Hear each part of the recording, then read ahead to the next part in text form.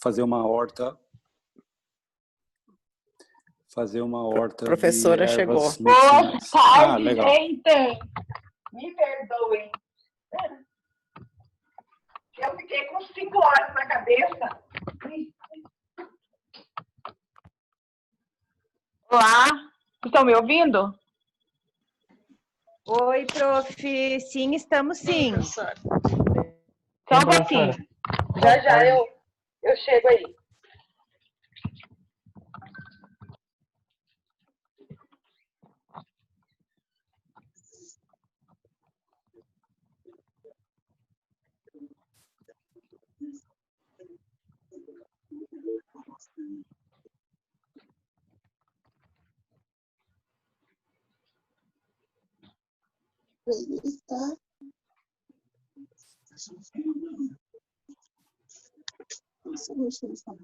Porcaria aqui, não. Vou querer um desconheci, mas eu quero.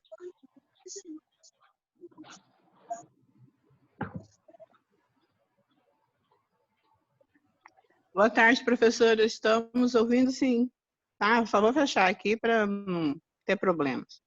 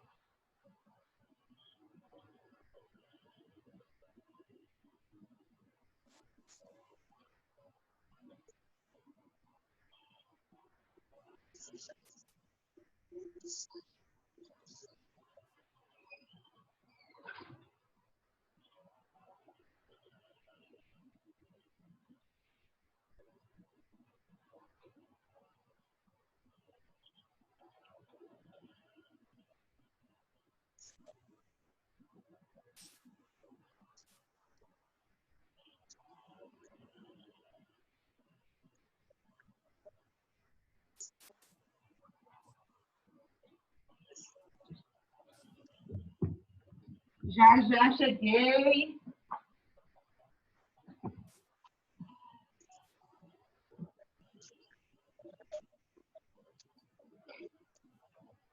Boa tarde. Sejam todos bem-vindos à nossa aula.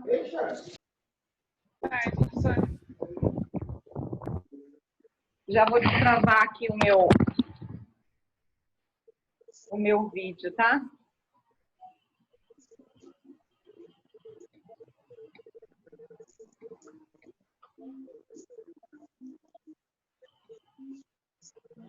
Prontinho.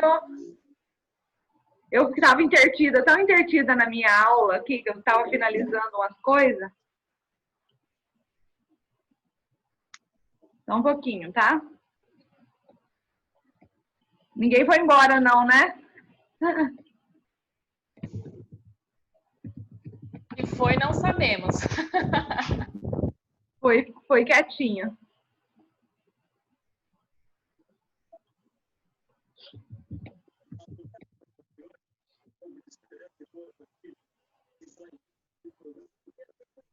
Hoje nós vamos falar da importância da coleta, propriamente dita, para realizar uma identificação botânica.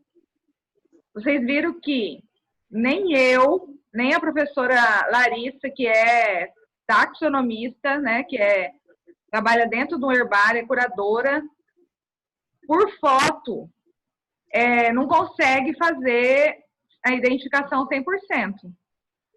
Então, a aula de hoje vai servir para vocês fazerem a coleta de vocês e mandarem para um herbário ou levarem algum herbário aí na cidade de vocês, fazerem a identificação.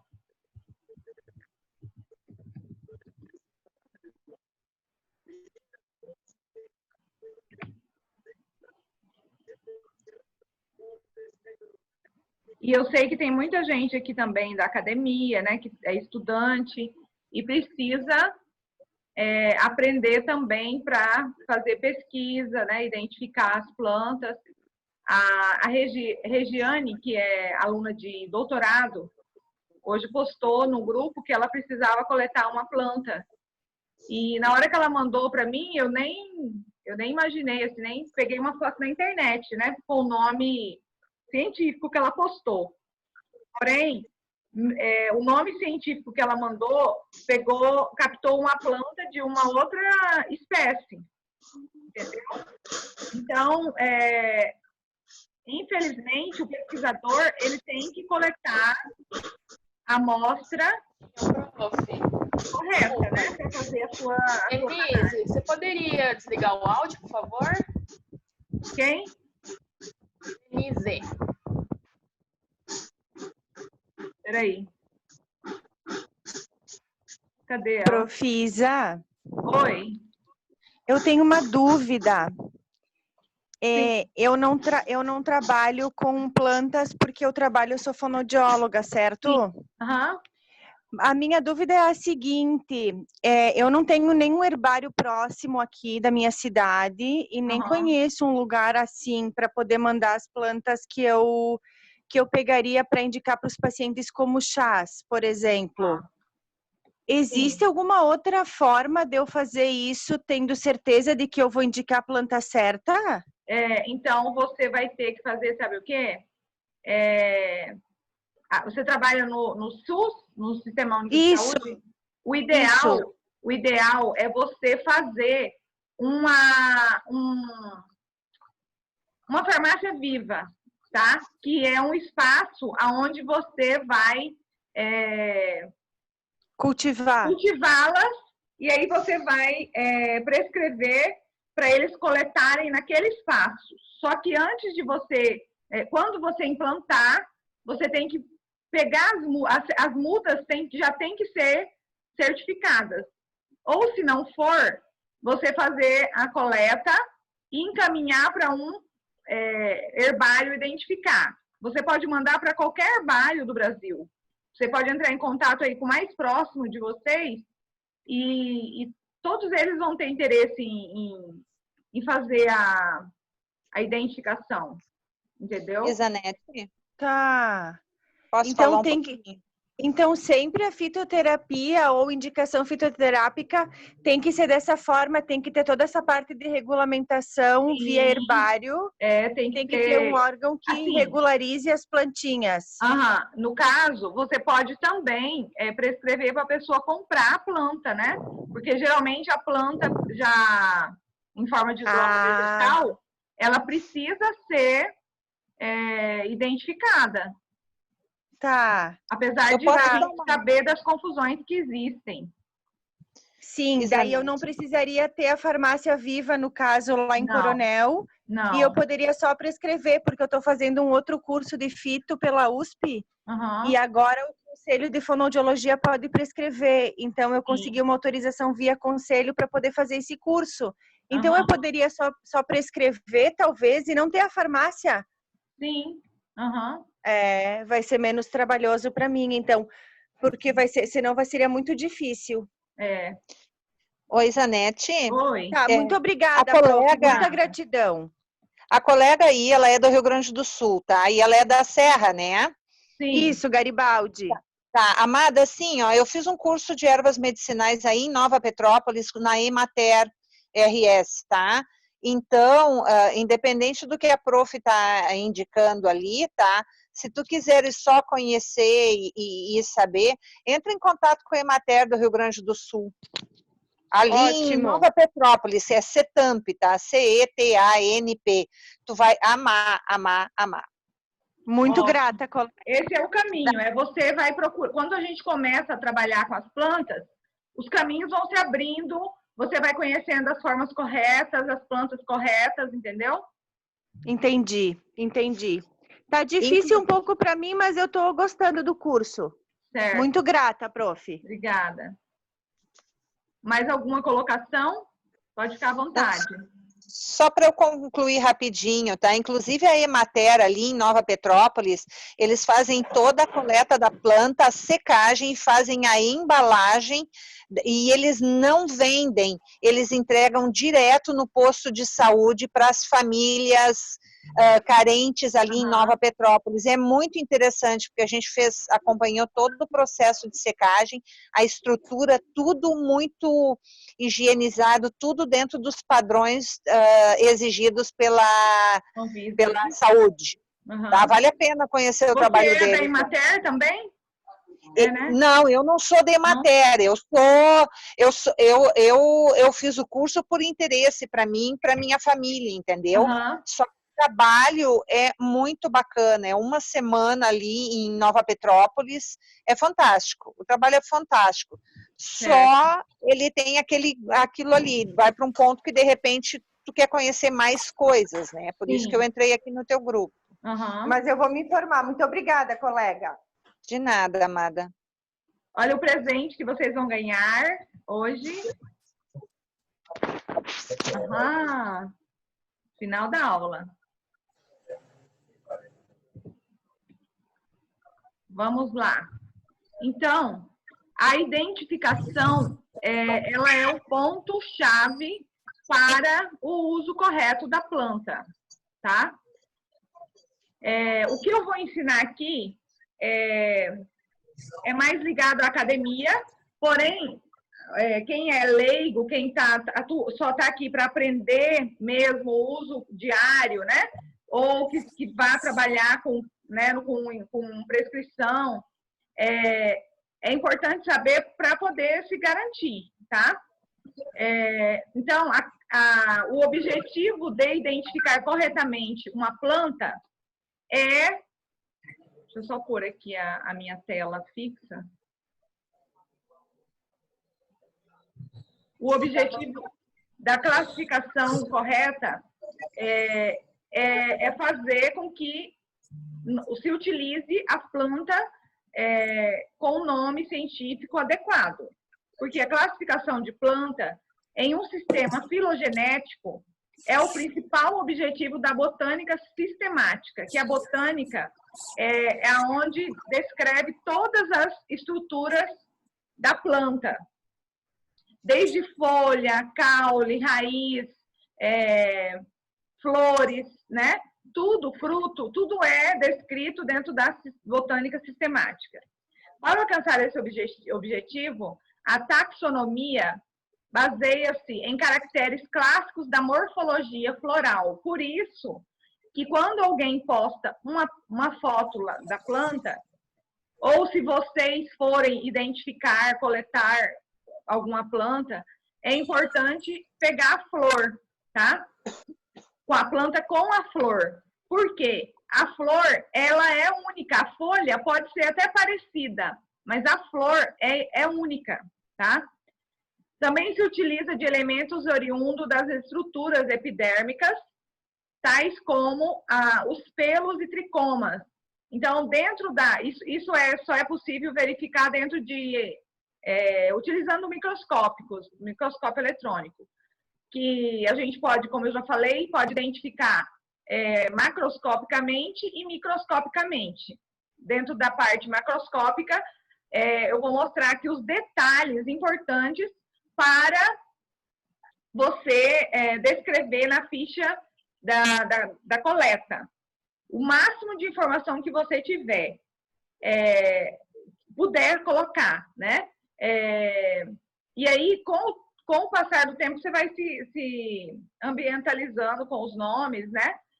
Se você não sabe como descrever, tira foto, coloca a foto também junto no material, para poder ter a certeza de que a planta, né, tá bem descrita. Também da palinologia, da anatomia e da fitoquímica. Então, tudo isso é importante. Por exemplo, na parte fitoquímica, eu posso, como eu falei, eu posso identificar uma planta que está como forma de droga vegetal. Eu posso fazer o extrato dela e eu vou ter uma maior facilidade de chegar através de uma investigação na família, no gênero, né? Talvez na espécie, através do componente químico que for identificado ali. Então, essa foto aqui, ó, ela mostra bem as confusões. Então, são plantas muito parecidas e não são as mesmas plantas, né? Eu mostrei na aula passada. Então, é muito importante você se atentar aos detalhes, porque você pode estar, né, usando uma planta achando que é outra. Aqui nós temos a erva cidreira, a camomila, a equinácea e o funcho. Aqui não tem a erva doce, mas a erva doce é uma que é confundida com o funcho e é diferente as flores. Como proceder para realizar a identificação correta? Então, aqui, ó, os principais aspectos importantes para fazer a identificação correta é observar esses seguintes fatores aqui. A coleta, né, ela precisa ser adequada para dar subsídios aos estudos taxonômicos, auxiliar na elaboração de trabalhos científicos sobre a flora de uma determinada região, determinada espécie de inventário. Facilitar o conhecimento de plantas medicinais e tóxicas com o objetivo de melhorar a utilização e controlá-las. Armazenar exemplares de todas as espécies possíveis para identificação de outras espécies por comparação. Por exemplo, eu não tenho um taxonomista. Eu preciso identificar minhas plantas porque o meu prazo está esgotando, eu preciso cumprir prazo, e às vezes o taxonomista ele tem muita coisa. Então, você pode ir no herbário, né, junto com o técnico do herbário, e fazer a comparação, tá? A comparação com a espécie que tem lá, da mesma que você acha que é. E através dessa comparação, você vai ter a certeza, né, de que é a sua espécie. Porém, aí você tem que ver com ele, né, depois, se ele aceita depois fazer o tombamento da espécie, que a gente fala, tombamento é a depósito da exicata lá no herbário. Então, se ela tiver perfeita, bonita, né, qualquer herbário vai querer uma planta bonita para poder armazenar. Até porque muitas das espécies que estão depositadas, né, às vezes, cada espécie é única. Mesmo que seja a mesma espécie, mas ela foi coletada, às vezes, em um local diferente, né? Então, é muito importante para o herbário, quanto mais espécies ele tiver, melhor. A não ser que ele já esteja ali limitado, com um pouco espaço, né? Que não tenha interesse em estar tendo mais espécies.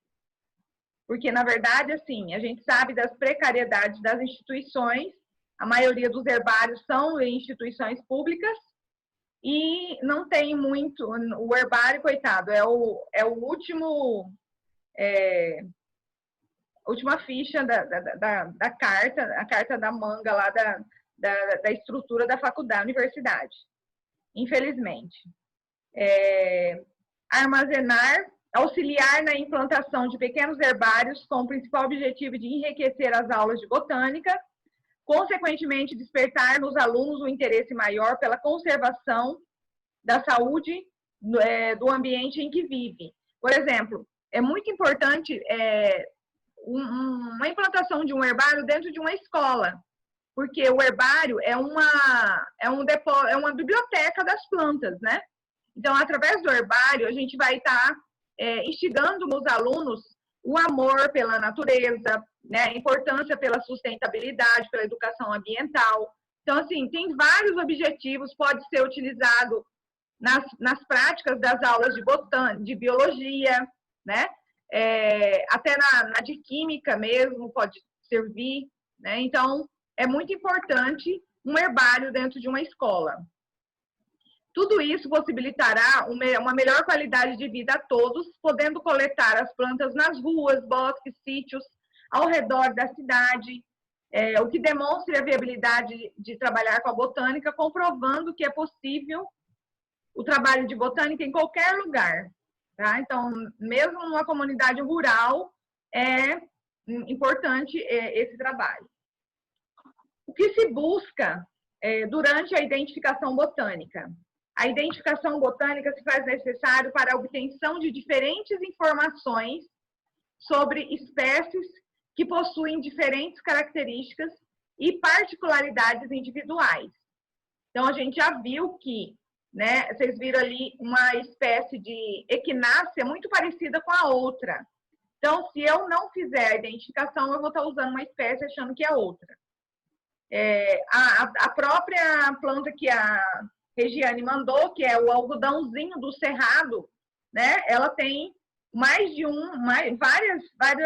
espécies. Então, eu posso estar usando um gênero achando que é outro. E tem diferenças, muita diferença. A identificação científica correta das espécies é essencial para o desenvolvimento das ciências básicas, desenvolvimento de teorias e aplicação, e aplicadas, a básica e aplicada. Porque na aplicada a gente vai estar vendo a necessidade, né, e como que ela é utilizada para a saúde, para os benefícios, né, da saúde. Vamos lá. Como, então, fazer essa identificação tão importante de uma planta? Tá? Identificação é a determinação de um taxo como idêntico ou semelhante a outro já existente, utilizando-se, como eu falei, da comparação com material de herbário devidamente identificado. Também podem ser utilizadas chaves dicotômicas de identificação e alguma literatura especializada. Eu mostrei para vocês o livro, né, do professor Francisco José de Abreu Matos e o Lorenzi, que aqui eu tenho mais de 300 espécies, né, que é a foto modelo de qualquer foto para livro com plantas que eu queira fazer identificação. Existem muitos livros com imagens, só que vocês podem observar que a maioria das imagens são ilustrativas, elas não representam, né, a espécie. Tá vendo essa aqui, ó? A perfeição das flores. Então, não tem como eu fazer uma identificação se não tiver com as flores adequadamente, né? Pode ver que todas elas têm flores. E aí, como identificar uma espécie que não tem flor? Eu nunca consegui, gente. Eu abri justamente na página aqui de uma espécie que é a nossa, a planta Crajiru, que eu já mostrei para vocês, uma planta que não pode faltar no jardim medicinal de vocês. Eu nunca vi ela com flor durante todo esse meu trabalho de mais de 10 anos, tá? Então, eu preciso identificar ela de outras formas, né? Eu preciso pegar as folhas completas, né? Para que a gente possa fazer a identificação adequada. Durante o processo de identificação, podem ser encontradas taxons para a ciência, os quais devem ser descritos de acordo com as normas preconizadas pelo Código Internacional da Nomenclatura Botânica. Gente, só um minutinho, por favor, tá? Vou ter que atender o telefone.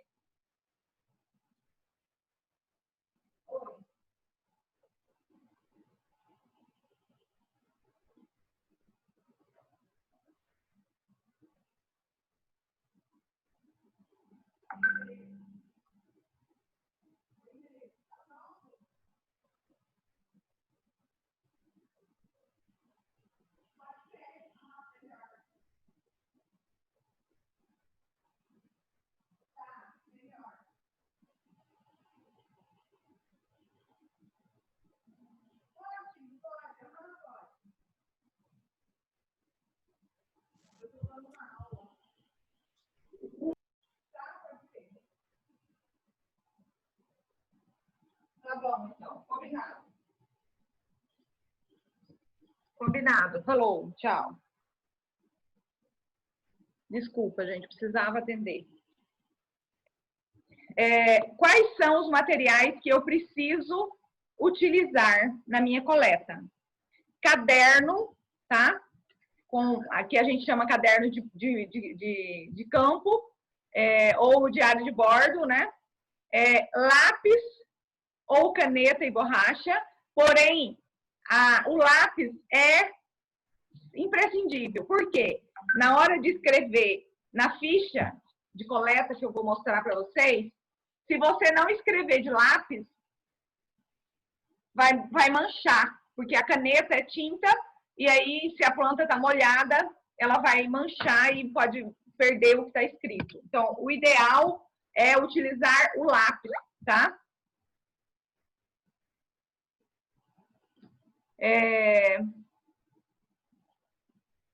Cinto de segurança, como segurança durante a coleta em árvores e arbustos. Por quê? Porque as árvores são muito altas, e aí você vai fazer uma coleta e não vai coletar as partes das folhas que estão nas árvores. Então, para isso, você tem que levar o seu material de segurança, né, para fazer a coleta em cima da árvore. Peconha, peconha, não é peçonha, não. É uma escada de alumínio que se utiliza para subir na árvore, tá? É um equipamento de alpinismo, para fazer a coleta lá em cima. Inclusive, uma das coletas que eu fiz numa comunidade, em um distrito, tinha um senhor ribeirinho que estava lá no local, que ele era muito amigo do meu pai e ele quis participar com a gente. E ele tinha, acho que 78 anos. Vocês não acreditam que ele subiu, ele fez a peconha na hora. Ele falou que ele queria fazer para mostrar como que eles faziam lá na mata. E ele fez com a camisa dele, gente, e subiu na árvore lá em cima. Quase matou eu do coração. Mas o trieiro deles, né? Eles fazem isso todo dia. Fita métrica para fazer, né, medir o tamanho do galho que tem que descrever, ou do caule. Podão, tesoura de poda, facão, faca ou canivete, usado no corte de ramos e a serem coletados. Jornal não pode faltar, é imprescindível. Por quê? Porque o jornal, e aí agora nesse tempo moderno nosso, que a gente não lê mais jornal, né? Fica mais difícil, porque a coleta, ela é feita em uma prensa, que eu mostrei para vocês, e aí a gente coloca o jornal, a planta, né, e dobra e coloca o papelão. E assim vocês vão ver ali um modelo que você pode fazer uma pilha com duas prensas, com uma única prensa, porque a prensa é composta de um par, né, de madeira. Com um único par de prensa, eu posso coletar 60 espécies, tá? As folhas de papelão para eu colocar entre as plantas, e folha de alumínio, que são folhas para afirmar a prensagem, tá? A prensa de madeira, não pode faltar. Corda de sisal ou nylon, que é para amarrar depois que eu terminar de fechar. O material botânico deve ser comprimido para que as folhas possam permanecer de maneira que foram dispostas ao secarem e não ficarem com nervuras enrugadas, tá? Álcool 90 para borrifar nas amostras coletadas, álcool 70 para conservar os frutos e as flores, que daí vai dentro, você borrifa com álcool 70 para não fungar, porque às vezes dentro do botão floral tem algum bichinho, alguma substância, alguma bactéria que vai estar depois proliferando, né, o material, tá?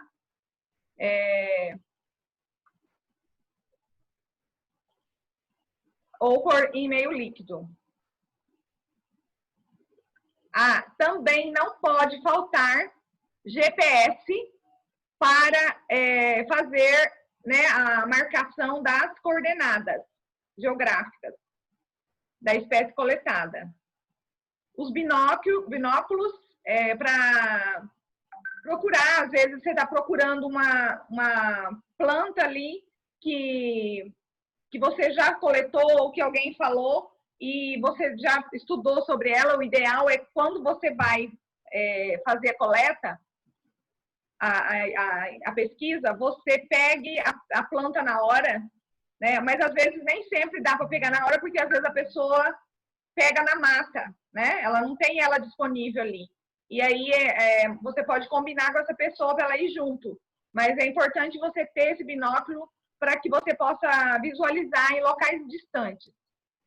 Outro ponto fundamental, utilizar o aparelho, os EPIs, né?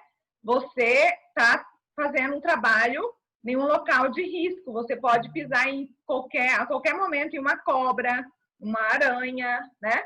Então, é muito importante a bota, tá? E não é a bota, aquela bota que é de cano curto, e sim a de cano no joelho. Por quê? Porque não adianta nada você colocar uma bota de cano curto e aí se você pisar numa cobra, ela vai, né, picar a sua perna. Então, ela é de couro e ela tampa toda a sua canela, até em cima, perto da coxa. Eu, graças a Deus, nunca tive... Eu já vi cobra, muita cobra, mas não tive o azar, né, de pisar em nenhuma. Eu já vi perto, assim, de mim. Repelente, indicado principalmente para quem tem algum tipo de alergia. As etiquetas adesivas ou pedaços de papel vegetal para marcar as amostras coletadas nos recipientes de vidro que você vai colocar. Sacos plásticos com capacidade de 40 a 60 litros para acondicionar as amostras que serão conservadas em álcool. Aqui eu coloquei 4 pontos dentro da minha experiência prática. Os pontos fundamentais de uma identificação botânica. Fazer a herborização bem feita. O que é herborização? É todo esse processo que eu estou falando. Desde a coleta da planta, a prensagem na prensa, né? Com o jornal, a cartolina e as placas, e até o processo final da exicata, tá? Na verdade, a exicata é o produto da herborização, que a gente só chama de exicata quando ela já está seca, colada na cartolina ali, padrão dentro do herbário, né, neutra, cartolina neutra, com as devidas fichas de identificação. Coletar no mínimo 3 amostras. Imagina que você vai longe. Eu já fui coletar plantas a mais de 1.300 quilômetros de Cuiabá. E você vai coletar e coleta só uma amostra. Aí, você chega lá, essa amostra está com algum... Está difícil, não deu para você conseguir identificar. Ou você quer mandar para mais de um herbário para fazer a confirmação, né? Então, é importantíssimo que seja no mínimo 3 a 6 espécies. Outro ponto fundamental é o preenchimento da ficha de coleta corretamente. Se você não preencher corretamente essa ficha, é como se você estivesse pegando alguma coisa assim, só um descaso. Para mim, é um descaso do trabalho, porque faz muita diferença na hora da identificação, tá? E a marcação da localização geográfica. Por quê? Não adianta, gente, eu coletei essa planta lá em Comisa. Eu vou pegar as coordenadas geográficas de Comisa. Adianta? Não adianta. Por quê? Porque Juconis é grande, é uma das cidades maiores do estado do Mato Grosso. Então, se você não colocar do ponto de coleta que você está tirando a planta, não vai resolver nada, tá? Outro ponto importantíssimo que eu preciso conhecer minimamente para eu preencher a ficha, porque se eu não souber esses pontos, eu não vou conseguir preencher a ficha adequadamente. Lembra que eu coloquei lá o desafio? Colocar 3 plantas, né, do hábito subaarbustiva. Na verdade, até para mim é confuso. Por quê? Porque os livros, olha, eu fui olhar nos livros, tem um monte de erro em muitos livros, artigos, porque as pessoas fazem muita confusão. Elas acham que essas informações não são importantes, tá? Então, o que são hábitos? É o porte da planta. Ou ela é árvore, ela é arbusto, né? Ou subarbusto, ou erva, ou tiçana, que a gente chama de trepadeiras, né? O hábito, o habitat. Essa planta, tem várias formas de identificar o habitat. Ela é exótica, adaptada, ou é nativa, né? Isso também dá uma confusão danada. Olha, o povo acha que é porque a planta está cultivada ali no quintal, é nativa, né? Então, nativa é só quando ela nasce no ambiente sem ninguém plantar. E ali ela tem o seu desenvolvimento, tá? Tanto é que, assim, um dos pontos mais difíceis hoje do desenvolvimento do fitoterápico é a parte do cultivo, porque se eu pego uma planta que identifico uma planta muito boa para inflamação aqui na região da Amazônia, e ela é da floresta, né, nativa da Amazônia.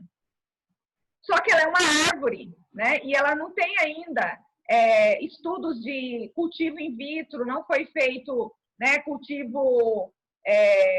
ela não foi adaptada ainda fora do seu ambiente natural. Então, isso é muito problemático, tá? Tipos de folhas. É muito importante também para a descrição da ficha de identificação.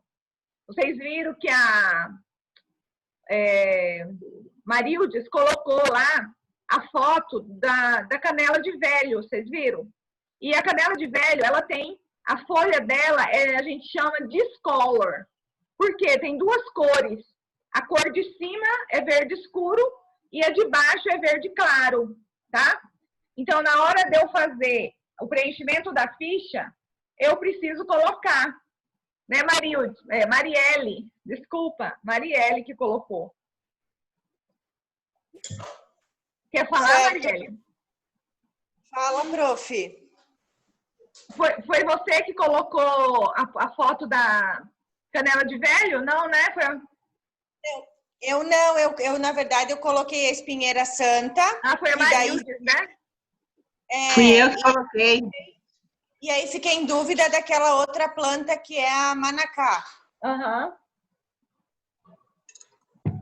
Sim. Fui eu que coloquei a foto da canela de velho, Denise? que é uma Márcia, que eu tenho no quintal, Ah, sim. Então. daqui de Tangará. Márcia. Então, e aí vocês viram que eu busquei no aplicativo de Plantanet, ele encontrou várias outras espécies parecidas, com as folhas parecidas, né? Eu só consegui identificar por conta das flores, mas a folha tem outras espécies de outros gêneros, né? De outras espécies e gêneros diferentes. A descrição do material florístico, a flor, como que a flor tá, a cor, né? O tamanho, a data, então, nem se conta, porque a data da coleta não pode faltar. Porque dependendo da data, você tem, né, variações e aí você pode estar te dando suporte para outras coletas. Tipo de substrato, o que é isso? Aonde a planta está plantada? Você tirou ela de qual ambiente? Mesmo que é nativo, a planta é nativa, mas o substrato, o solo dela, onde que ela está? Pedregoso, argiloso, arenoso, né? Então tem que... A gente, por isso que eu falo, gente, as plantas tão ricas que a gente aprende e tem essa relação com várias profissões. Você acaba tendo que aprender um pouco de tudo, até de geografia, né? De geologia, história, né? Matemática, português, porque se você não souber escrever esses nomes certo aí também não dá certo, né? Então, as plantas, elas envolvem todo o conhecimento. Então, aqui eu fiz um resumo, né, da classificação das plantas para ficar mais fácil para vocês, né, quem for, até para vocês entenderem, mesmo quem não vai fazer a coleta, mas é importante para vocês saberem. Formas de cultivo, espontânea, que ela nasceu lá, né? E ainda assim, dentro de espontânea, tem algumas que são espontâneas assim, ela sai lá da floresta e vem nascer aqui no meu quintal, tá? Então, essa espontânea tem dois sentidos. A que nasce na floresta nativa, tá? Na verdade, acho que faltou aqui nativa. Nativa, espontânea e cultivada. A cultivada é quando eu pego ela do ambiente que ela está, ou eu pego uma planta lá em São Paulo e planto aqui, né? Então, são 3, eu vou arrumar aqui agora. Ficou faltando aqui. Eu inventei esse quadro aqui, por isso que eu atrasei. Eu me concentrei fazendo ele, aí eu esqueci da hora. Porque a gente lê muita coisa, só que baseado na prática, no meu trabalho de coleta, que eu fiz muita coleta, eu fiz mais de 2.000 coletas. Então, assim, eu quis colocar para vocês a minha prática, a minha experiência, porque é muito confuso. E olha que quando eu comecei a fazer coleta, eu não sabia que tinha que saber esses detalhes. Eu aprendi na prática. E, assim, eu tive uma sorte tão grande que quem me acompanhou foi um parataxonomista, das sumidades em identificação botânica do estado. Se alguém conhece aí, está no grupo, pode confirmar. O Libério, né? Ele é uma sumidade na área de identificação. Ele sai assim com a gente no mato e vai falando o nome das plantas todinho, principalmente as plantas do Cerrado e do Pantanal. E eu tive a grata felicidade de andar com ele nesses 3 ambientes. Ele veio aqui para Juína. Aqui em Juína eu percebi que ele...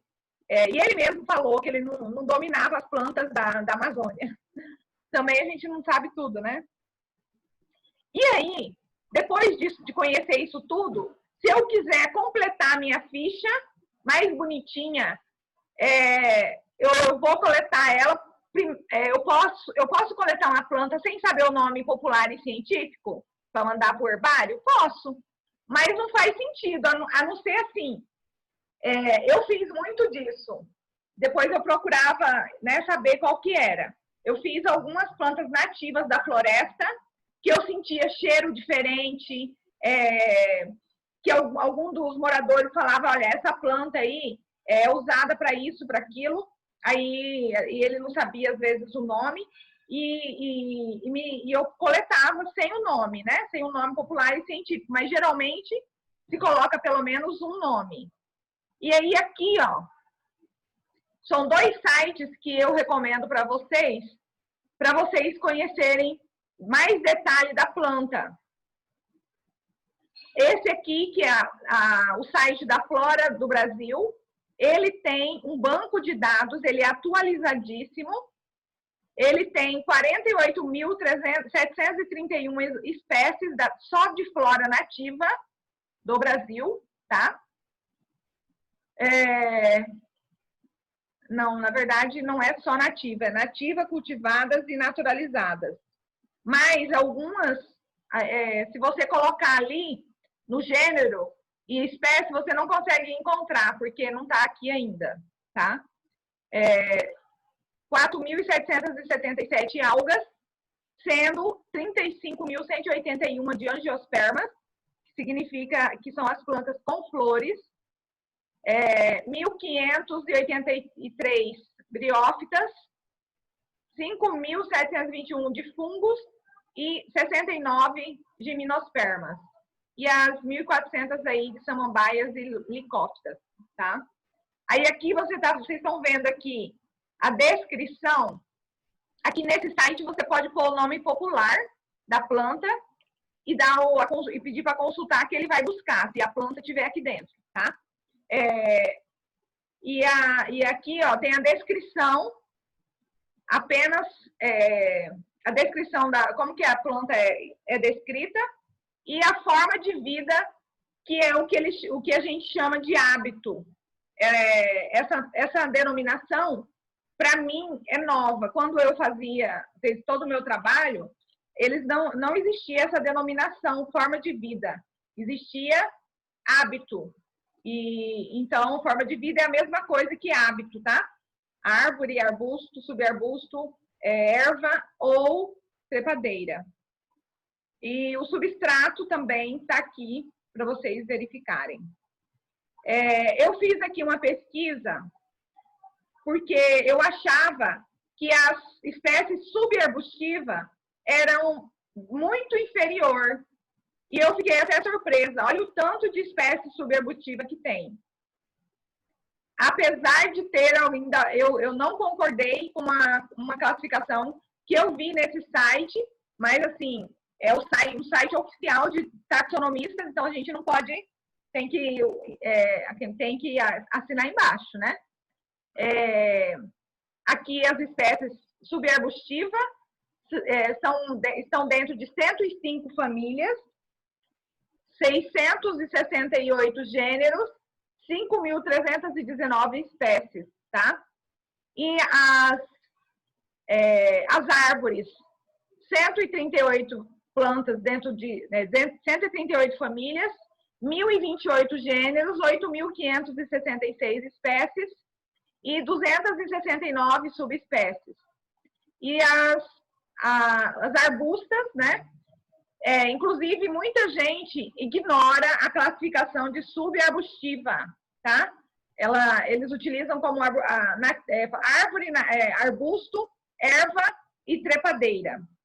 Então, os arbustos aí são uma quantidade muito maior dentre essas três, tá? Aí aqui, só para a gente, né, fechar essa parte do hábito, né?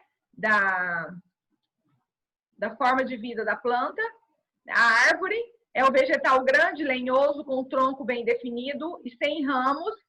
Ele só tem galhos, né? Na parte inferior não tem ramo, composto de tronco e copra frondosa. Dominam as florestas e eles variam aí acima de 8 metros, de 6 acima a 50 metros de altura. Já é classificado uma árvore. Arbusto, vegetais lenhosos, resistentes, sem tronco, predominante,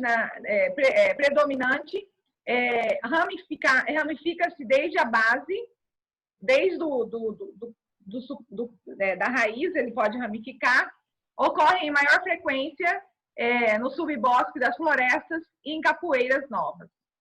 As ervas, plantas geralmente pequenas, cujo caule não possui ou apresenta pouco tecido lenhoso. Dominam os campos e os estratos herbáceos das savanas e cerrados. Cipó, liana ou trepadeiras, que são as mesmas coisas, tá? Então, se eu quiser falar trepadeira, eu estou falando de cipó ou liana. São vegetais lenhosos com ramos longos, delgados e flexíveis, sobem e apoiando nas árvores, podendo atingir muitos metros de altura. Em geral, apresentam folhas pequenas, no dócil. Algumas trepadeiras sobem sem ajuda de qualquer suporte especial. Elas vão na parte terrestre e a hora que ela encontra alguma coisa, ela sobe e busca altura gigante. Muito interessante. E elas podem ser prendidas em gavinhas, que a gente chama, tá? É igual aquela do maracujá, aquele enroladinho do maracujá, que gruda na madeira, né? E outras coisas. Ou até garras, espinhos que vai servir como suporte. Então, olha só, aqui são a descrição que eu peguei, né? Que vocês colocaram. Confesso para vocês que foi muito difícil. Inclusive, até eu fiquei em dúvida, por isso que eu coloquei aqui, ó, subarbusto e arbusto. Porque alguns livros, alguns traziam arbusto, outros subarbustos, e aí, na minha classificação, como eu aprendi, eu resolvi colocar os dois, tá? E eu também vi muitos erros em livros, em artigos dessa denominação, tá?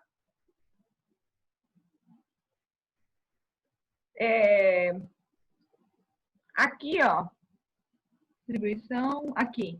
Olha só, aqui esse site é o site que eu mostrei agora para vocês. A ruda, ele tá como erva. E, na verdade, a gente tem uma quantidade de tamanho. A subarbustiva não passa de 1 metro de altura, tá? A ruda, ela poderia se considerar um subarbusto, porque os galhos dela começam desde baixo. Alguns locais eu vi como subarbusta, mas ela, na verdade, é uma erva. Aí o alecrim, né, também, ele tem as duas classificações como subarbusto e arbusto. A alfazema, olha só, eu coloquei do jeito que eu achei. Alfazema é o nome popular dessa planta. Vocês concordam? Alguém já viu esse nome? Aí, assim, quando eu vi esse erro, eu desconfiei de todo o resto das informações. Olha para vocês verem. Uhum. Alfazema não é parecida, a gente não confunde com a... Lavanda. Com a lavanda? Aham. Ela pois mesmo. É completamente diferente. Uhum.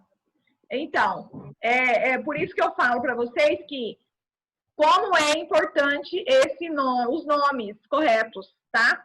Porque, por exemplo, ó, às vezes a pessoa fez a identificação correta, como tá dando para entender na imagem, né? O nome científico tá correto, porém, quando ela me coloca alguma coisa errada da planta, eu vou desconfiar das demais informações dela. Vocês concordam? Sim. Então, a gente tem que ter muito cuidado.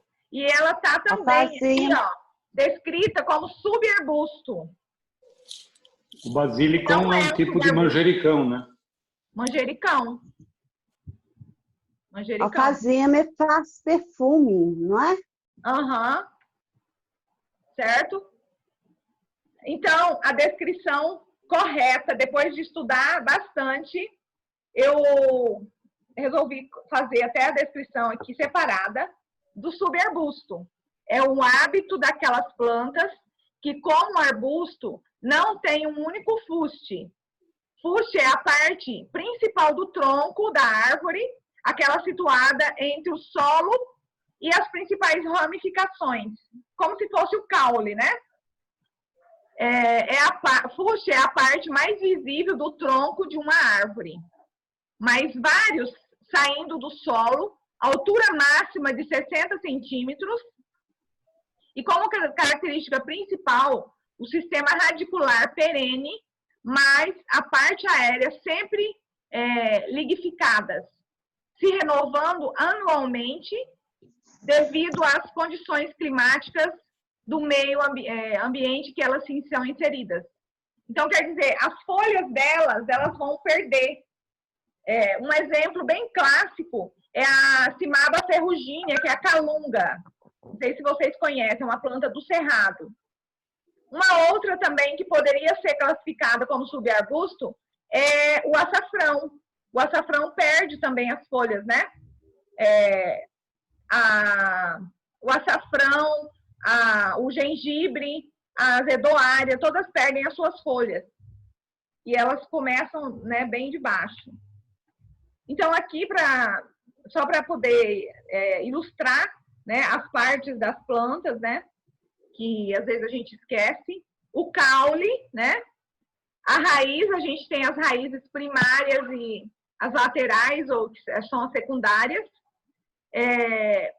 a parte do fruto, a folha, as gemas, que são as partes aí dos brotos, né, da planta, o entrenó, que é onde a gente utiliza até isso aqui para fazer as mudas por estaquia, né, porque a gente precisa deixar pelo menos uns 2 entrenós para poder a planta ter uma maior resistência.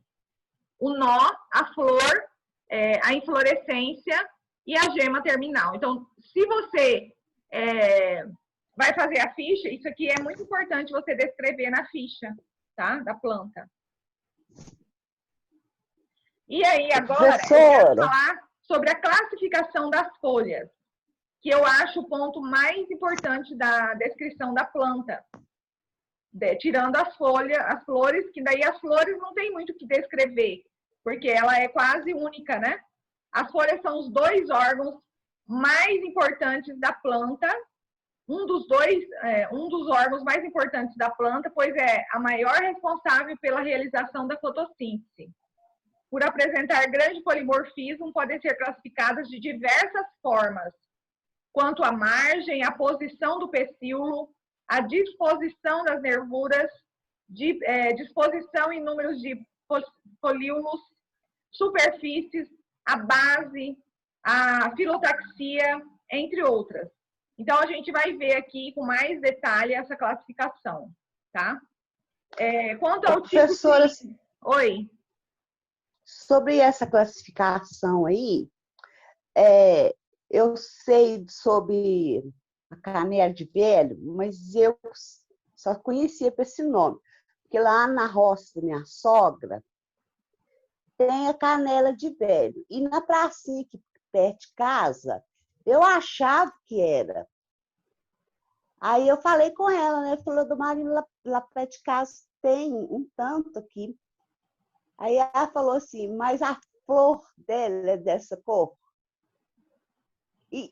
Aí ela que me explicou, sabe? Uhum. Que ela é muito confundida. Que a de baixo, ela me mostrou. Uhum. Ela é mais branca. E a flor era um vermelho pravinho, assim. Aí eu fui lá na pracinha e olhei. Não tinha uma canela de velho. E a árvore fica assim, tipo um pé de jabuticaba. Uhum. Não muito grande, sabe? Sim. Então... Mas aqui tem branca, cor de rosa, amarelo, mas e debaixo da folha todas verdes. Sim. Aí é só lá mesmo. Aí por isso quando você perguntou aí eu respondi. Sim. Aí, essa diferença das folhas, né? Quando não tem flor, a gente você observa a folha, souber, né?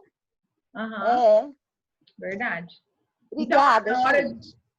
Na hora de colocar a classificação, você vai colocar se o limbo é simples ou composto, né? Se ele tem mais de uma ramificação ou é reto. Quanto à posição do pecíolo, se ela é peciolada, tem a presença de pecíolo, ou peltada. O pecíolo encontra-se preso em meio à lâmina foliar. Céssio, que é a ausência de pecíolo, e a lâmina prende-se diretamente ao caule. Então, assim, só para mostrar para vocês que é muita confusão, tá? Eu confesso para vocês que o que eu mais descrevia era a cor da folha. Esses detalhes aqui é muita informação, é muita coisa que a gente coleta. Eu coletava 6 pranchas de 65 plantas. Então, assim, você precisa acelerar. Então, como eu estava com o taxonomista, o parataxonomista, então ele já me falava o nome científico, eu não me prendia a muitos detalhes da planta, tá? Aí as nervuras, né? A presença das nervuras paralelinérvias ou peninérvias, né? Se elas têm muitas nervuras ou não. Quanto à superfície, se ela é glabra ou pilosa ou lisa. Então, a gente precisa, né, descrever.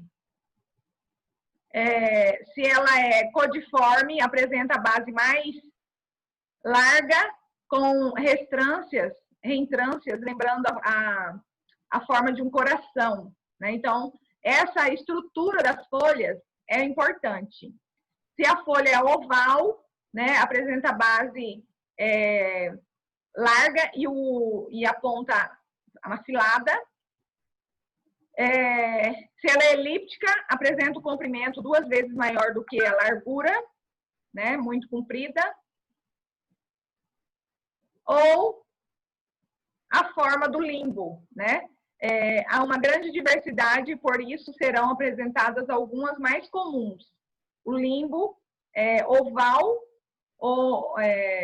que são com partes mais largas, próximo à base.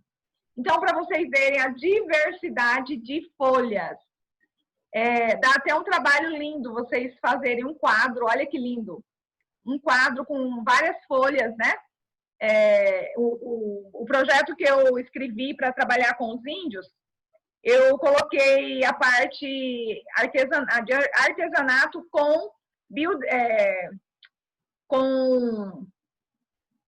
utilizando as folhas, para a gente fazer usar o saber deles. Aí, assim, eu ia dar só uma sugestão e pedir que eles desenvolvessem a criatividade deles, montar alguns quadros, né?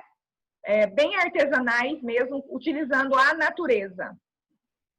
Então, dá para fazer muita coisa. Aqui algumas imagens das coletas, né? Utilizando os materiais adequados, a parte da planta adequada. Aqui é a prensa, né? A forma correta de fazer de colocar o jornal. Aí, após, tem que fazer, né, a ficha para poder levar. Aqui é uma estufa artesanal de lâmpada. Alguns herbários têm assim, tá? Então, é mais econômico, né, para poder você deixar a planta secando. Tem a mesma finalidade. Ela esquenta e vai secar a planta ali, né, do mesmo jeito. Aqui, ó, já é a exicata, ou seja, a planta já depositada no herbário, tá? Olha para vocês verem. Até esses detalhes eu aprendi com esse parataxonomista. A planta, ela não pode ter se ela tem o galho com muitas folhas, a gente precisa fazer ela desbastar algumas folhas para que na hora da secagem ela não fique assim, ó, toda amontoada. Então, essa aqui para mim, ó, essa da letra A aqui, da direita, para mim ela não está adequada, não está da forma correta, tá? Então, o ideal é que ela tem que se fazer com a maior perfeição a coleta, tirar, inclusive, alguns galhos para que ela fique, né, bonita na hora da secagem. Aqui a foto de alguns herbários que eu peguei na internet, tá?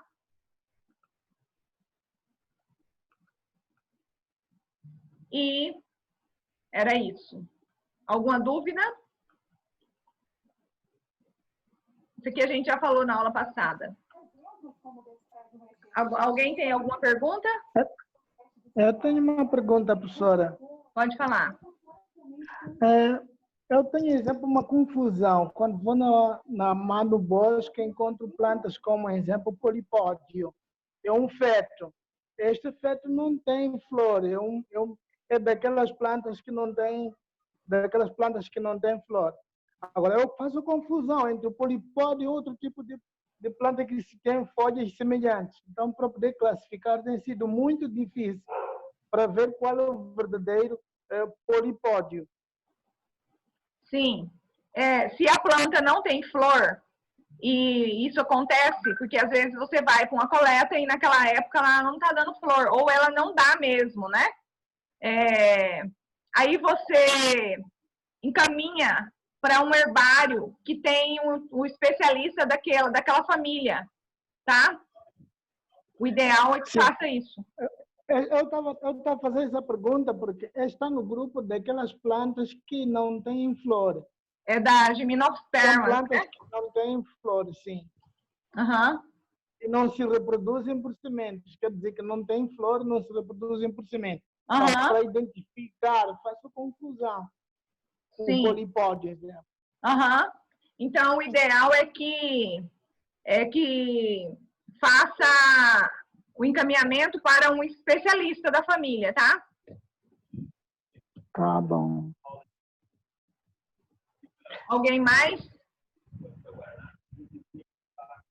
Tem outra pergunta, professora. Pode fazer. Qual é o período de vida de um herbário? Por quanto tempo pode ficar, por exemplo, um herbário já montado, bem montado? Por quantos anos? Qual é o período de duração? Indeterminado. Não existe período. Desde que a planta, o armazenamento seja feito da forma adequada, né? O herbário, ele tem que ter ar-condicionado 24 horas, né? E manter a umidade certinho para que as plantas não funguem, né? Oi, Isa, posso completar? Larissa, fala aí. Só para completar, lá na França, por exemplo, tem plantas coletadas pelo Linneu em 1753, que é do livro base dele, lá que os espécies plantaram, que é um dos pais da taxonomia. Então, o herbário, se bem acondicionado, e aí bem acondicionado significa ar-condicionado, tirar a umidade do ar, fazer desinfetização, detetização com periodicidade e ter esses cuidados, ele vive eternamente. É só para completar. Certo. Oi, Isa, uma outra pergunta. Essa foto que está na tela agora, que planta é essa? Peraí. Fala. Que Sim, tem? minha pergunta é, essa planta que está na foto que você está exibindo agora, que tem essas folhas bem pequenas, que planta é essa? Essa é a mil em rama, mil em folha, chamada também de Doril, Anador, Aquileia, o nome científico é Aquileia millinfolha. E qual é a finalidade dela? Ela é anti-inflamatória, analgésica, antipirética também, muito boa. Perfeito, obrigado. Inclusive, ela é uma planta já validada, né, cientificamente por muitos estudos, é uma planta europeia, tá? Eu mandei aí eu mandei para vocês aí no grupo, mas eu vou pegar e pôr aqui para vocês, para mostrar para vocês que é o sonho nosso, né, Larissa? Espera aí. Já vou. Essa planta que estava na tela, ela é aquela que a gente bate nela assim e ela fecha? Não, não é dorme-dorme, não. Não é. Ela é uma planta exótica adaptada. Vocês estão vendo a minha tela? Ou saiu? Eu estou vendo agora. Nós estamos vendo você agora. Está vendo eu? Espera aí que eu vou compartilhar, então, que saiu o compartilhamento. Olha a imagem. Cadê? desse herbário, gente. Olha que show. Ó. Os nossos herbários, eles ficam, da planta, ficam dentro de umas gavetas, né? O arquivo, porque não tem muito espaço. Aqui é quase do tamanho da universidade toda. Né, Larissa? Geralmente, a sala de um herbário, ela não é maior que 60 metros quadrados. É outro nível. É outro nível. Um dia a gente chega lá, né? É outro. Oi. Eu tinha uma dúvida sobre uma planta que a senhora não mostrou aí, mas eu tenho dúvida dela. Pode falar. É a Rubim. Eu queria saber quais os Rubim benefícios Macaé. dela para a saúde. Hã? Isso. Eu queria saber quais os benefícios dela para a saúde. Ela é para o estômago, também é anti-inflamatória. E é antimicrobiana também, tá? Tá bom, obrigado. De nada. Podem fazer pergunta, gente. Inclusive sobre indicações. Vou deixar, vou abrir hoje. Eu também tenho açaí. Açaí, eu consumo muito açaí. Qual é a aplicação que tem açaí na saúde, Mana? Açaí? Na verdade, o açaí, ele tem ação medicinal também, a raiz dele, né?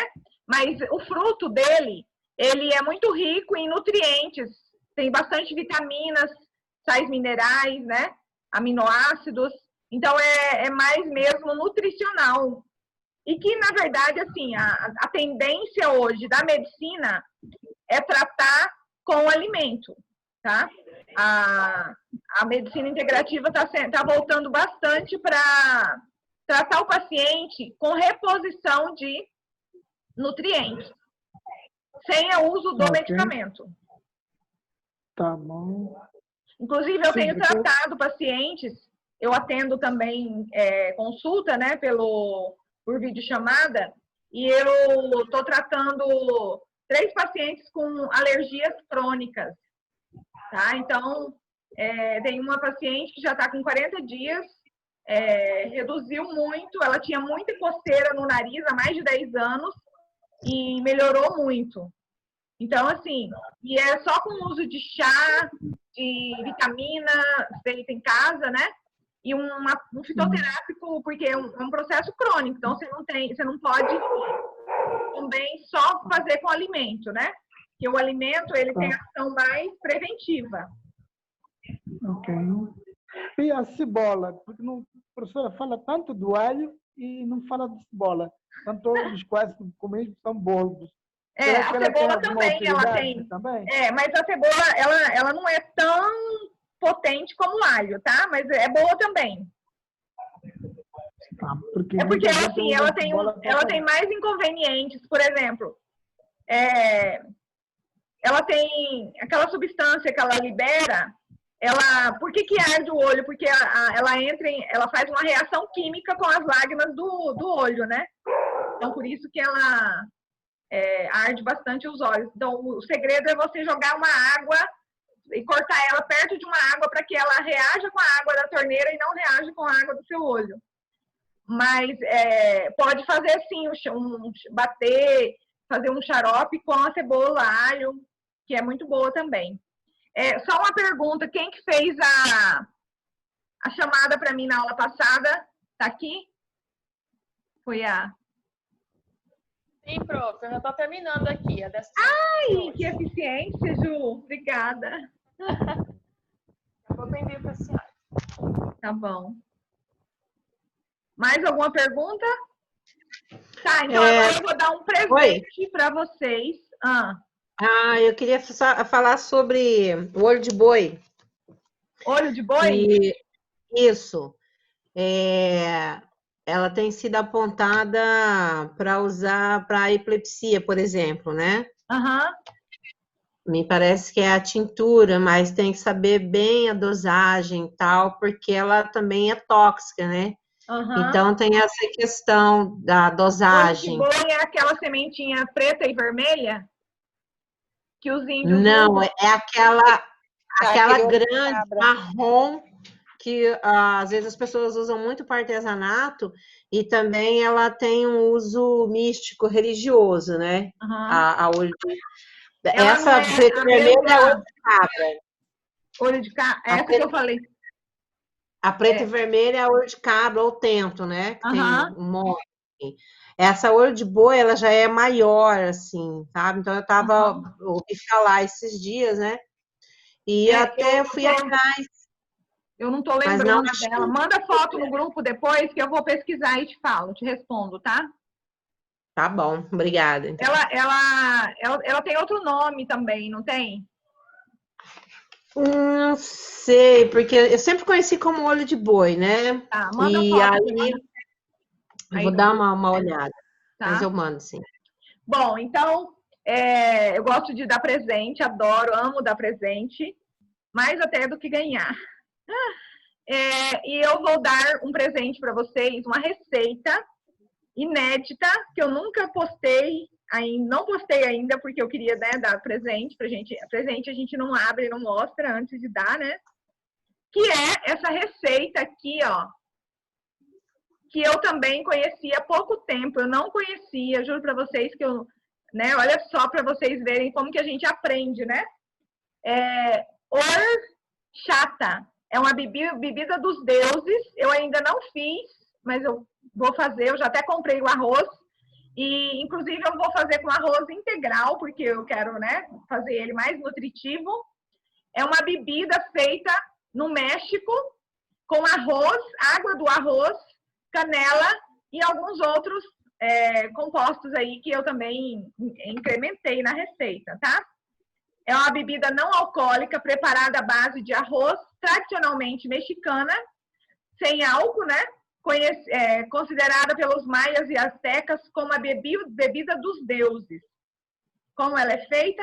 Muito fácil e bastante nutritiva, tá?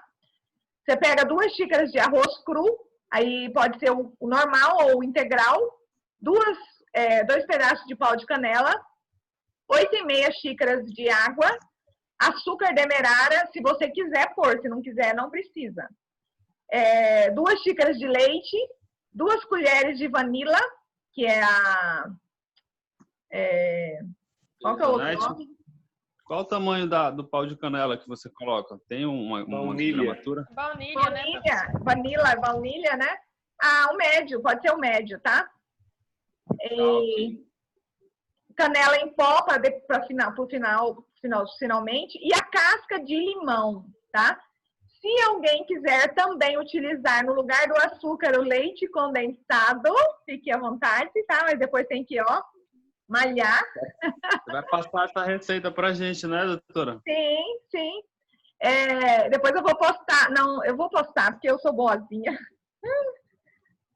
Em um recipiente, coloque o arroz e a água e deixe descansar 12 horas. Você coloca hoje à noite, amanhã de manhã. E aí, mais uma dica. Você vai usar nessa receita somente a água do arroz, certo? O arroz, você não joga fora. Você faz aquele bolo de arroz que eu postei, tá? Que você vai bater ele com iogurte, com óleo, com queijo, coco e vai fazer o bolo. Se você quiser fazer de sal, dá para fazer de sal. Não precisa pôr açúcar. E aí você faz ele como se fosse uma torta. Fica deliciosa, tá? Bate no liquidificador no outro dia.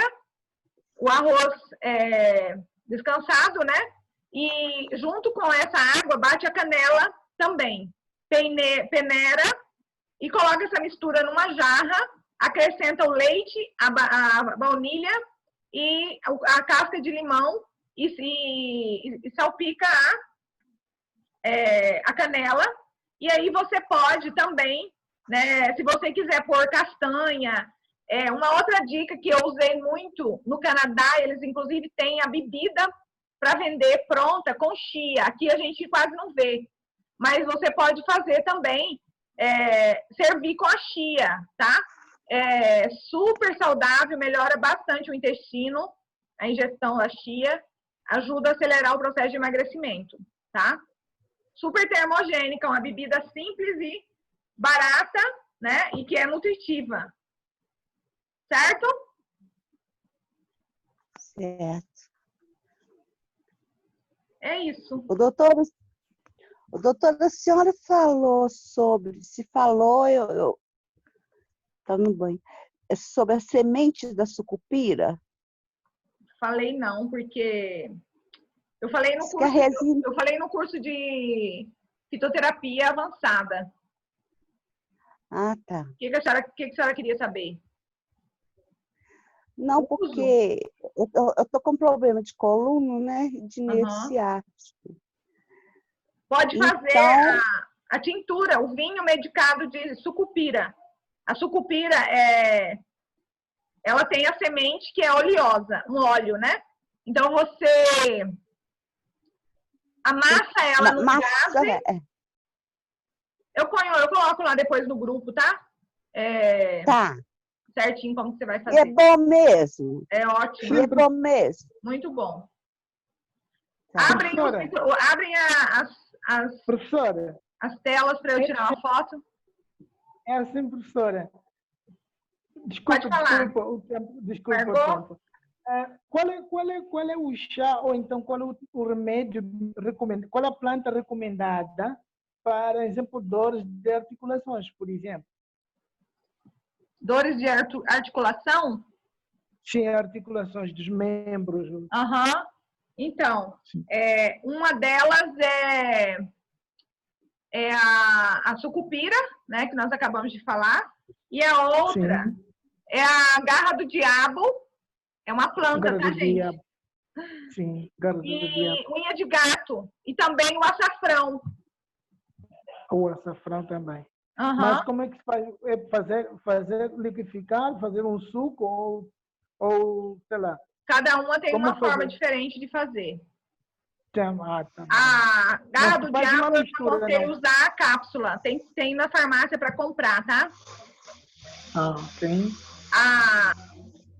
E dá para fazer tintura também. Do açafrão e da sucupira. Doutora. Oi. Olha aqui a olho de boi, olha, eu encontrei, tem aqui. Ela tá um pouquinho machucada. Vê se dá pra ver aqui. Mas ela é pretinha assim, olha. Ah, verdade. Tá vendo? Você encontrou aonde? Você tá num herbário? Não, isso aqui é que tem do meu pai, que ele trabalha com madeira reciclada, ele faz coleção de sementes amazônicas. Que entendeu? legal!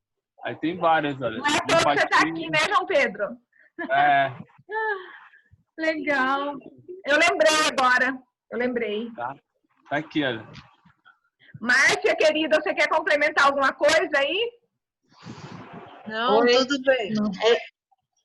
Me parece que é essa daí do olho de boi, né? Mas acho que tem uma outra, acho que é um pouco mais marrom, né? Então, eu tô atrás dessa planta aí.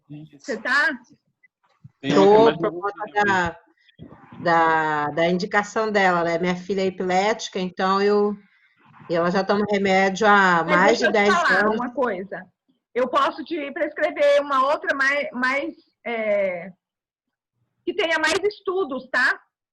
Eu vou ver e te passo. Certo. Porque eu tenho buscado agora umas coisas mais alternativas, porque a medicação. Depois você me manda no WhatsApp, tá? Para eu não esquecer. Ah, tá, com certeza. E aí quando eu vejo que a planta tem esse uso, aí me chama a atenção. Então, essa aí foi uma delas. Certo. Eu tenho estudado bastante as plantas neurodegenerativas para Alzheimer, né? Neuroprotetoras. E eu já vi várias plantas com ação antiepilética. Agora sim, eu não estou lembrada, mas eu vou ver e te falo. Aí você pode mandar manipular para fazer, tá? Você também, de repente, tem algum estudo científico, né? Professora? Oi. A senhora conhece alguma planta que ajude no mal de Parkinson? Tem várias. Só que não para curar, né? É para controlar, para não deixar né? Porque é o quê? Um processo de destruição dos neurônios, né? Então, sim, é importante a pessoa usar muitas plantas neuroprotetoras. Por exemplo, o licopeno, né? E aí eu recomendo o licopeno em cápsula. Também as frutas vermelhas são riquíssimas em ações neuroprotetoras. O alecrim, o alho também é neuroprotetor. Então, tem que usar muito essas coisas neuroprotetoras. E neurogênica. Nós aprendemos que os neurônios são as únicas células que não regenera, né? Não é verdade? Pois é, e isso já é mito. Sério? Já é mito, porque existem muitos estudos de plantas com ação neurogênica e neuroprotetora. Obrigado, professor. De nada. Certo, pessoal? Valeu, muito obrigada. Obrigado, Marta, pela presença, querida. Podemos abrir as câmeras para tirar a foto? Pode abrir, eu estou aguardando. Mas como é que faz para abrir isso? Eu não estou abrindo, não. Abriu a minha? Não. Abriu? Não abriu. Não, porque aqui está Start Video. Tem um cantinho aí que você clica que ele destrava. Ah, tá. Vê se você acha. Professora, uma perguntinha, pode ser? Pode. Boa noite, estou aparecendo, gente. Tá. Vamos, gente, desbloqueia aí, se arruma. Sai do banheiro. Pode perguntar. Luísa, compartilha a tela para poder tirar foto. Aí aparece mais. Desculpa, só eu vendo vocês. Pronto. Aí, agora está todo mundo. Tudo bem, professora? Tudo bem, pode falar. O anis estrelado, quais são as principais propriedades dele, por favor? Vixe, olha, ele é magnífico. É antisséptico, antimicrobiano, anti-inflamatório, até para crescimento. A última que eu soube dele, que me chamou a atenção, porque eu fui pesquisar algumas plantas em formato de estrela, né? E aí a primeira que apareceu foi ele. Aí eu até pus no curso lá de fitoterapia avançada, ele tem ação para crescer o cabelo, gente. Olha a mulherada aí. Nossa Senhora! Alopécia, isso mesmo. Até para alopécia. Não, porque eu tinha uma dúvida aí, o pessoal muito na época da gripe suína, que ele protegia. E se isso é real ou não? É porque, assim, a maioria dessas plantas aromáticas são ricas em terpenos. E os terpenos são excelentes antimicrobianos. Entendi. Não, e minha mãe usava quando a gente era criança. Então, eu fiquei sempre com isso. Agora que retomei essa parte e fiquei com essa dúvida. Muito obrigado pela informação. Gente, vamos destravar aí. Rapidinho, 1 minuto, 1 segundo.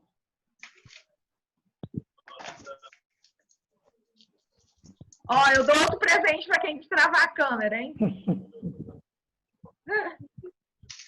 A minha já tá certa. Eu não sei como faz, Isa. Cadê você? Tudo bem. Estou aí do seu lado, mas eu não sei fazer. Não sei. Eu tô vendo só a minha.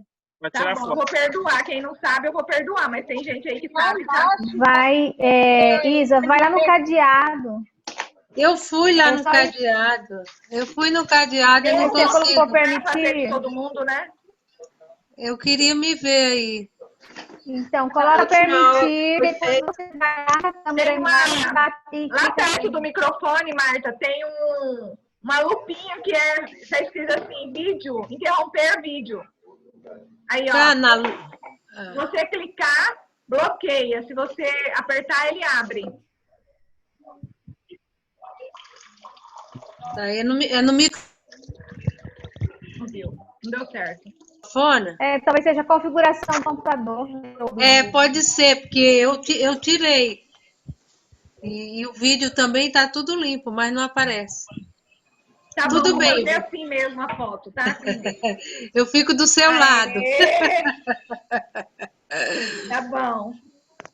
Olha, esses que tá aparecendo sem, vai estar com o nome de gente, hein? Abre aí. Abre aí, senão eu vou pôr indigente. Adriele, abre aí, Adriele. Anelice, Silvia, Rosile e Aron. Tá bom, vou fazer assim mesmo, tá? Um beijo. Bom final de semana para vocês. Um beijo.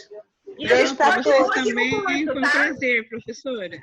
Oi? Prazer, obrigada. Também. Prazer nas suas aulas. Igualmente. Fica com Deus. Tchau. Tchau. Tchau.